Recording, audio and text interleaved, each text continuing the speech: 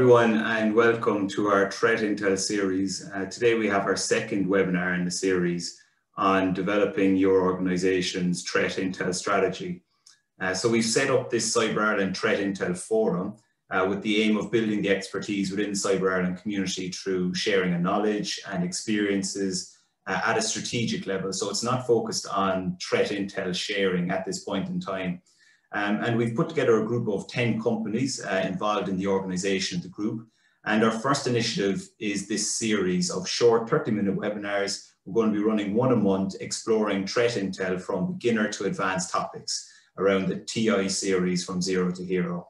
So this is being led by our industry experts, Andy Grzess, who's CTO from Smarttech 247, and Carroll, who's the advanced threat research at McAfee.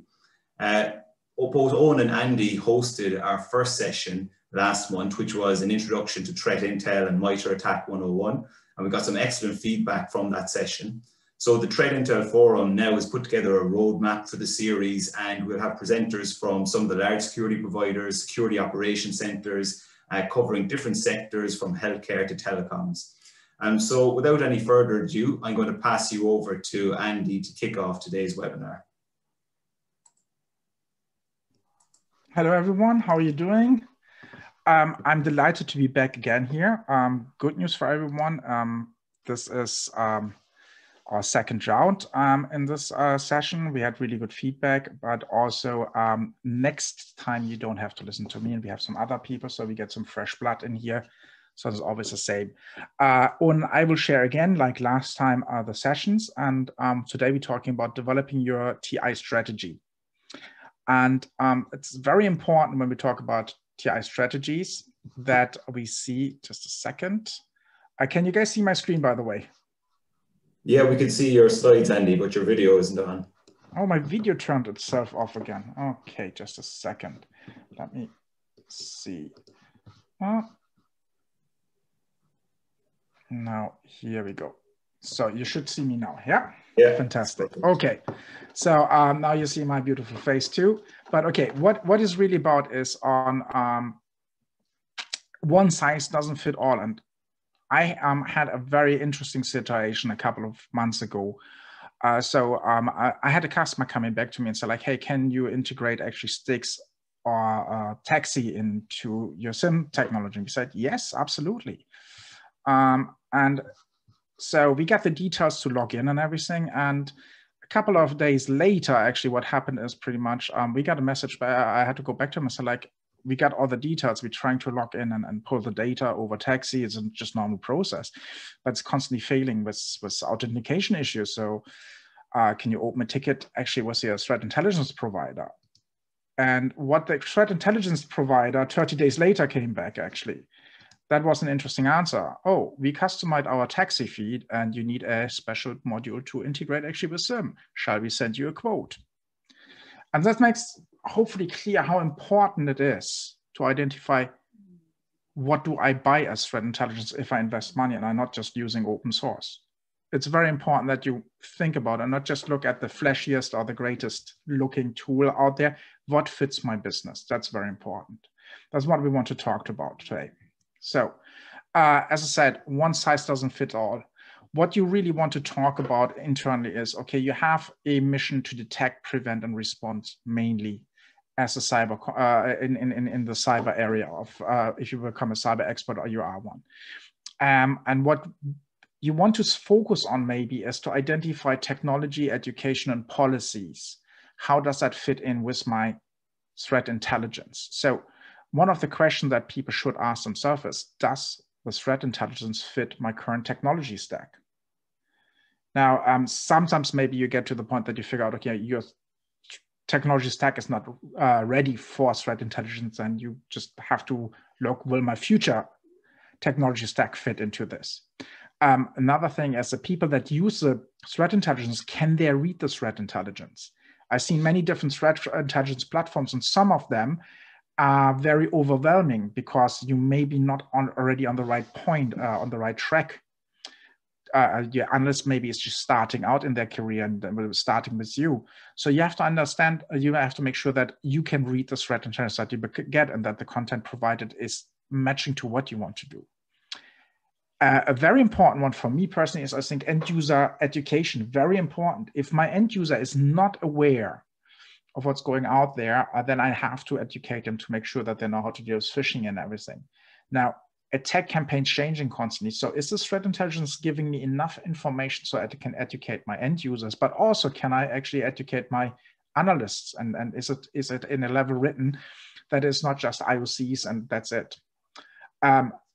Another important part is, does the threat intelligence provide information on a high level to me so that I maybe can actually adjust my policies and feed it into my policies for the future? And of course, how future-proof is the threat intelligence technology that I apply? Is it a technology that I want to use just for 1 or 2 years and then I know I have to go to something bigger? Is it a threat intelligence platform, a form of threat intelligence that comes into me that I can scale for the future? That's very important, because some people start off with something very simple, and then 4 or 5 years down the line, they're realizing, okay, now I have to go to the next step, and it's just not fitting. So how to choose a platform, and in general speaking, or any kind of strategy, is you need to make sure, is it relevant? Is information actionable? And is it contextual? That's a very important thing. This is a little bit of an overlap from last time of the session. What threat intelligence is at the end something that should provide you with context, IOCs, the different types of threats that are out there, the tactics, tools, and also their, sorry. Sorry. Also, we should be clear about how to prioritize things and how the threat landscape is actually, how do I fit in the threat landscape as an organization? So I've monitoring and detection and response are very much more relying on the IOCs and information on the actual situation, but it also, in response, it helps me to understand how do I respond fast enough to get things done. Very important is vulnerability management and patching, because when we talk about those subjects, is of course, vulnerability management is important, but also the patching. And I need to talk through those things, and I need to understand what's going on and how to prioritize that. Threat intelligence becomes a very important part there, because there's a vulnerability out, but if the vulnerability is maybe not used in the wild, or the threat intelligence community itself says, like, actually, you know what? Yes, it's a kind of neat, like Spectre or Meltdown or something like that situation, but you might not see them actually really used in the wild for whatever reasons. So it's maybe something where you can dial a little bit the notch down about some other thing, like Citrix in the beginning of the year, for example, or end of last year, actually, already. Was a situation that needed urgent attention. Everybody said prioritize that, because we know there's people that are already trying to use this in the background. We've seen already malicious code out there. So, but very important, all those things come again back together and feedback in your operations. And that means not only the policies that you use, it's not only the use cases, but also very important future investments. So your business will have to make decisions about scaling, growing, maybe downsizing units, upsizing units, buying another unit into the company. All this is very important, that I have the right threat intelligence. Now I need to look at dark web reconnaissance, maybe even to see, like, okay, we're merging a company. Is there lots of stuff already on the dark web? Like the classic ones, MI Pond or similar web pages will provide you information, reports, but then lots of other things to identify how secure are they. How does that fit in again? Do I need extra threat intelligence to make sure that I cover all the corners? Maybe I add on a new business unit that's something completely new.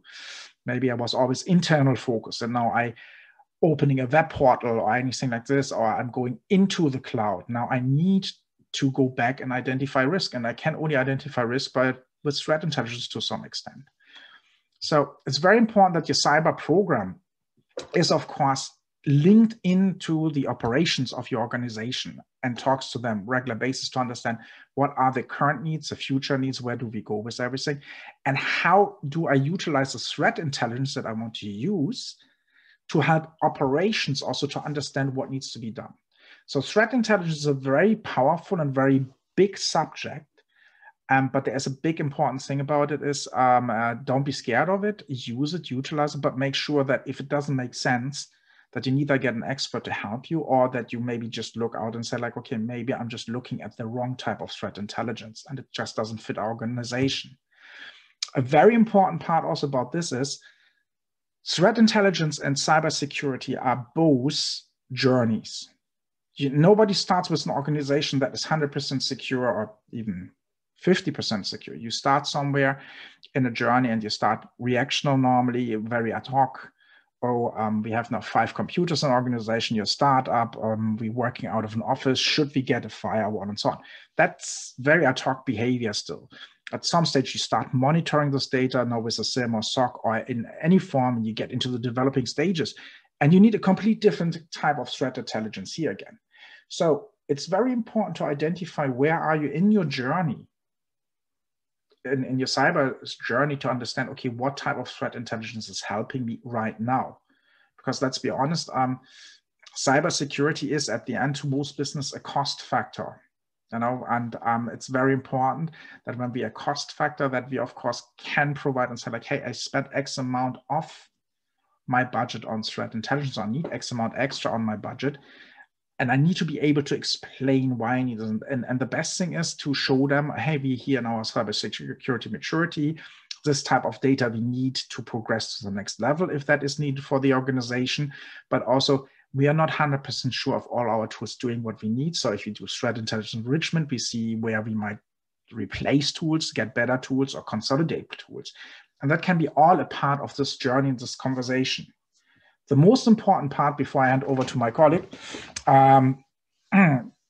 here is how to build a plan. And it's very simple, like with most of our things. Start gathering information on your threat intelligence sources, use them, share the results with all the different departments that you want to get involved with. So like, hey, we've seen this, and I think it's like your board of directors, C-level management layers, wherever it goes. It's good if you can put something behind your reports and say like, this is what's going on, review it, and then identify maybe together with other parties, is there some interesting information in the threat intelligence? For example, as I mentioned earlier, vulnerability and patch management. In many organizations, cybersecurity and infrastructure are separated, and maybe there's even a server team that and the networking team are separated. So I need to be able to help them to prioritize their patching, and not just by a CVE number, because that's high. Yes, most CVE numbers that are high should be patched immediately. But if I get to a situation where I have 20 overnight CVE numbers and in one scan for 2 servers, and I have 100 servers, and this is getting different, then I have a team that gets nervous. When I be able to go in there and say like, hey, you know what, if you pick the first top 5 that I give you and work with them first, and let me take everything else after that, because I know that's the one that most likely will hit us because there's threat intelligence, and I can convey this message the correct way, then I have friends on the other side. I hope that makes clear, again, a little bit why, but also what to look for. And we sharing the information that we gave here. I personally think this diagram here that I showed earlier, it gives you a good idea and an understanding, okay, what do I look for? What kind of questions should I ask myself or the team or even the previous slides to get to the right type? And when you talk to someone that, if you want to buy threat intelligence, that you just ask the questions and always make sure when you get an answer that you can digest it and use it and ingest it into your systems. That's from my side. We take questions after the session. So I just pass on to Eoin now. Hey, thanks, Andy. I'm going to have to get a better background. I like yours a lot more, so I'll figure that out maybe for next year. I charge you about 10 euros and I make you one. Let me see here. I'm just going to make sure you can see this.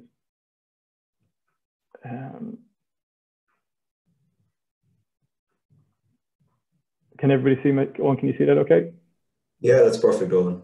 Okay, I've gone through my background the last time. I won't do it again. I just want to highlight here, some of the people I follow on threat intelligence, Robert Lee and some of the subject matter experts. I think on threat intelligence, the really, really important thing here to understand is like ultimately what you're trying to achieve with threat intelligence is a defensible security architecture, right? The end goal is that you can defend against the threat landscape, the current and the future, right? And threat intelligence helps you do that. Some of the people I follow, Robert Lee, really, really great research there. I'll reference some of that later in the presentation, but Robert is a former military guy. Recorded Futures and Intell 471. So they're probably the top ones I follow. Really, really excellent resources, great blogs, great information. So I definitely recommend that.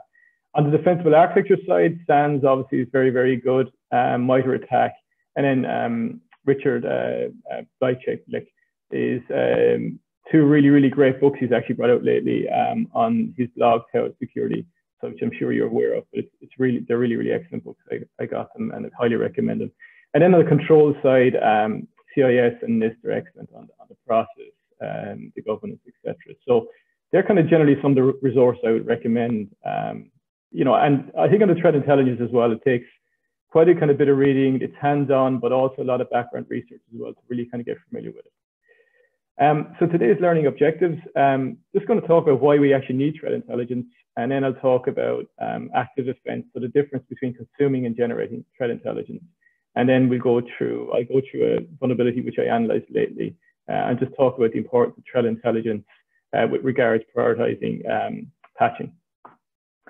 So why do we need threat intelligence? Well, if you look here, right, I mean, we all know the perimeter is dead, as they say, right? But we still need to have perimeter controls, right? They're not going away. It's still important to have them there. There are some threats that would still pierce the perimeter.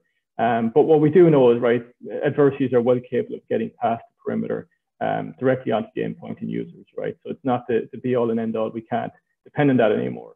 But what's really, really important on the threat intelligence side is that we can understand what the real credible threats relative to our business are.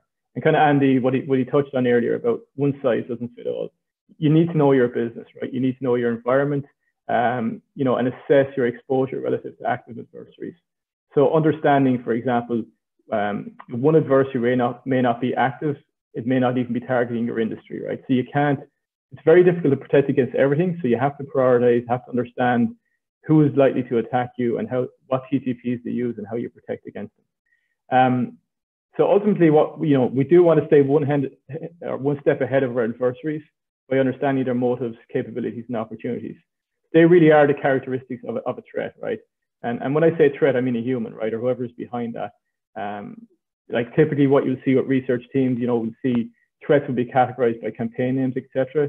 It's not really down to us to do attribution. But what we are interested in are the motives, capabilities, and opportunities, because they help define the characteristics of the threat and how we can understand how we can be proactive against them and predict their next move. So we can't really control the motives and capabilities, but we can control the opportunities, right? And what I mean by opportunities is that when we have gaps in our defense controls, etc., we are giving them opportunities where they can act on their capabilities to achieve their objectives. So it's really, really important to understand the capabilities, the characteristics of your adversaries, and ultimately use the threat intelligence to drive and prioritize your defensible security architecture. So it's really, really important. Not everybody has a huge budget. You need to use that budget wisely, right? It's not about constantly buying a new product, layering it on top of another product. It's about understanding where the issues are and prioritizing and driving your defense against that and build that over time. So, I really like this one. I do a lot of threat modeling and training over the years. And, I think really when I do threat modeling, particularly on the product side and whatever side it may be, if I had like 1 hour or a day to do an assessment, I would spend most of that time threat modeling, really, really understanding where the risks are, right? And then, spend the latter time solving that problem. So I think sometimes we jump in too quickly. We see a new product, we bring it in, we think it's going to solve our problems, when in reality it doesn't, right? So you really need to understand your own architecture, your own problems with your environment, and understanding then who are the likely adversaries. So on the threat intelligence strategy and requirements, so you really need to start off the policy level. The threat requirements of the business stakeholders. I mean, they are ultimately who are going to consume the threat intelligence, right? So by understanding and engaging with the different business units, understanding what assets those business units have and how or what value they would be to an attacker. So really engaging with those units and understanding the threat intelligence requirements. And then situational awareness. So, understanding your own environment and the adversities in your threat model relative to your business. So as I mentioned, not every adversary is going to be relevant to your business, right? I mean, you can't protect against everything. You got to prioritize and know what you need to protect against. And then you need to be building, with threat intelligence, it's really, as I said, it's part of a defensible security architecture, and it needs to be built on a strong foundation of security architecture, having a SOC, having incident response infrastructure capabilities. So I'll give an example of a threat intelligence requirement later, but if we are doing threat intelligence, we need to have the capabilities where we can collect the data to answer the questions and give them back to the consumers of that threat intelligence. So, we need to have those capabilities, and I think Andy touched on that earlier as well. And consuming versus generating. So I think most people out there, most companies today are consuming threat intelligence. There's not that many generating threat intelligence. They're usually experts in that field. And when I say consuming, that can be, you can be generating your own intelligence internally and consuming it. But what I mean consuming is consuming readily available threat intelligence that's freely available out there. And the intelligence must meet the requirements of business stakeholders to be of use, right, to be actionable. So, you get your intelligence requirements, and, when you collect the data, I mean, they have to answer the questions that were asked, right, or else it's not going to be of value. I really like this one this is from Rob Lee on consuming and generating threat intelligence. So the active defense model. So, I mean, if you look at it here, this is kind of the cost of and where your effort should be to reduce your costs.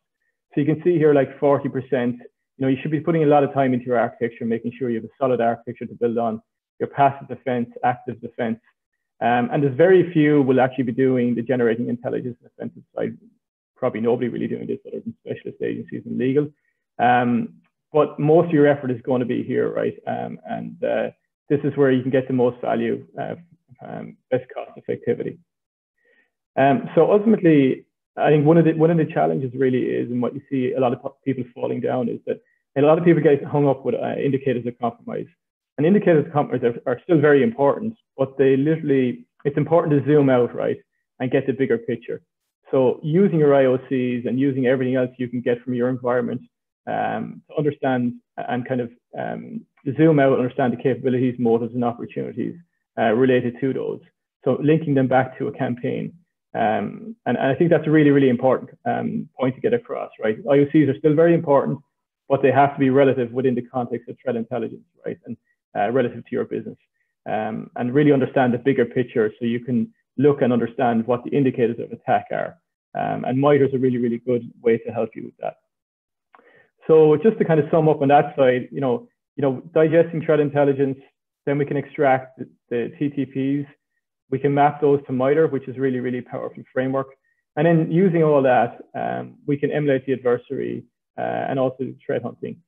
And from that, we can understand where the gaps are and close the gaps within our organization. So it's a very, very active defense is very, very powerful, but I mean, you can't really do both consuming and generating, and most people today are consuming, and I think that's where a lot of the effort should be put.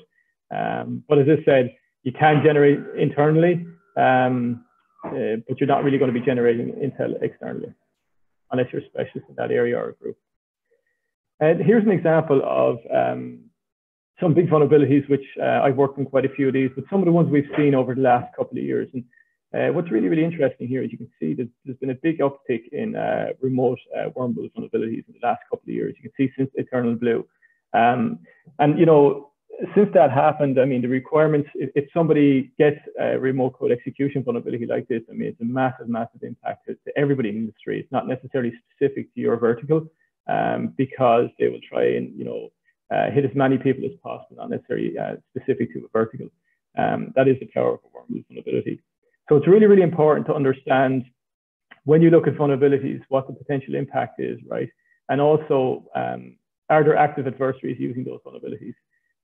So for example, here, if you look here with the fileless attacks, and then you have RDP password attacks, from a threat intelligence perspective, you could get a simple requirement from your CISO, whoever the case would be, or your stakeholders to understand, are there any passwords for our RDP being leaked on the underground, etc. right? So that would be one really simple threat intelligence requirement you could gather. So I think really understanding how they're getting in the first place and how they're operating is very, very important. And I'll just go through this on the next slide, specifically one of the vulnerabilities that I analyzed. So when we talk about threat intelligence requirements, I think this is a really good example here from, this is Intell 4.7.1. And there's a link here, you can read through this as well. It's a really good example of understanding vulnerabilities where a CISO wants to understand if any vulnerability has been exploited in the wild that your organization can't defend against. And that's a reasonable ask, right? And it's a tough one to answer, but it's a reasonable ask from a security exposure perspective. So if you think about the production requirements here, what is needed to be delivered, there's production requirements, and then depending on the production requirements, you may need to gather some intelligence. So in the intelligence requirements here, we really need to know what vulnerabilities are currently being exploited in the wild and what vulnerabilities are being researched by threat actors. So it's understanding the threat actors relative to your business, but also what's being exploited in the wild, right? And that really helps you prioritize where potentially your gaps are, and then also where the risk is, right? Are they actually actively using those today? So here's an example, one I did a couple of weeks ago, actually. It was from the November Patch Tuesday. So this was the NFS vulnerability in Windows. This was a really critical vulnerability because it was the first time we've seen a Windows kernel vulnerability for NFS. So it can be remotely triggered without any user interaction. Now, NFS is generally within an environment, it's not going to be exposed to the internet. However, that would be a big deal with lateral movement. Now, why I did the research on this one initially and blogged the importance of this one is because in heterogeneous environments where NFS is typically used with Windows and Linux, if you have an environment which is insecure, then it's wide open for lateral movement with this particular vulnerability. So if we kind of go back to what we're speaking about before and the importance of knowing your environment. So if you have NFS, for example, in your environment, and you do have issues with, for example, your security posture and the setup of NFS, there are certain prerequisites for it, then you know, and then potentially if their actors are using this, then you know it's something you need to act on. Now, we haven't actually seen any active exploitation or anything in the wild with regard to this vulnerability since we have blogged about it, but it is a good example of where not all organizations will need to act on this. But if you do have NFS, for example, and you do have some of the prerequisites required to trigger this, then it would be very, if actors have been known to use it, then it would definitely be recommended to patch against this. Now, when we think about it, Patch Tuesday, we have roughly 100 CVEs coming out every month, right? One of the big parts of my job is actually analyzing critical vulnerabilities, industry bugs. And then there's other vendors as well, right? It's not just Microsoft. So there's a lot of vulnerabilities coming out every month. And where you don't want to be is, you don't want to be here, right? You don't want to be waiting. So if vulnerability is identified and disclosed, you don't want to be waiting here till it becomes weaponized, right?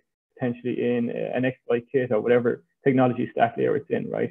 So you want to be taking action based on your threat intelligence and understanding what adversaries are likely to use that, and if those adversaries are within your threat model.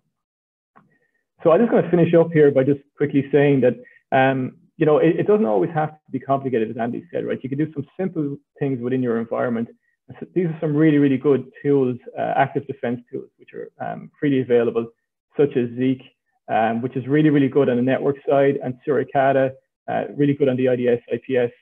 Yara is great for files, whether it's scanning for malware you've discovered or you want to scan in memory. And then Sigma is excellent for doing intelligence on logs from SIM, etc. So there's quite a few tools that are freely available out there. And it really comes back to then understanding what your policy and requirements are for threat intelligence. You know, don't just jump straight into tools, really understand from your organization what the requirement is from a threat intelligence perspective. Okay, I think that's all I had. So I'll send it back to you, Eoin.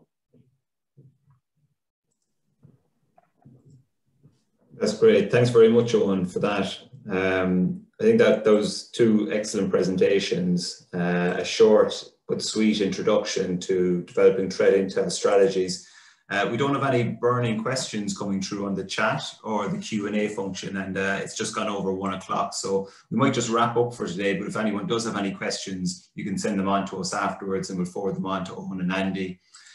Just to tell you, for our next webinar, it's going to be coming up in the new year in January. We're delighted to say that we have Brian Halligan from the Garda National Cybercrime Bureau, who's going to be discussing law enforcement and threat intelligence. So if you'd signed up to join the newsletter in the registration for this event, we'll add you to the Threat Intel Forum mailing list and we'll send out that invite in January. And thanks to those also who have volunteered to deliver a webinar in the new year. There's still an opportunity for you to get involved if you'd be interested in contributing to one of the sessions on Threat Intel. We're looking for interesting case studies and people from different organizations and sectors to contribute and share their experiences. So just send us an email afterwards if that's of interest. We can provide further information on the roadmap that's developed for the webinars in 2021. And I just want to finish up by saying a special thank you to Andy and Eoin, who put in a lot of time on top of their day jobs to setting up this Threat Intel Forum and sharing this knowledge that they have with the Cyber Ireland community. It's a really great example, I think, of people buying into the mission of what we're trying to achieve through the cluster. So I want to say a special thank you to Eoin and Andy for that. So thanks very much, and we look forward to seeing you all in the new year.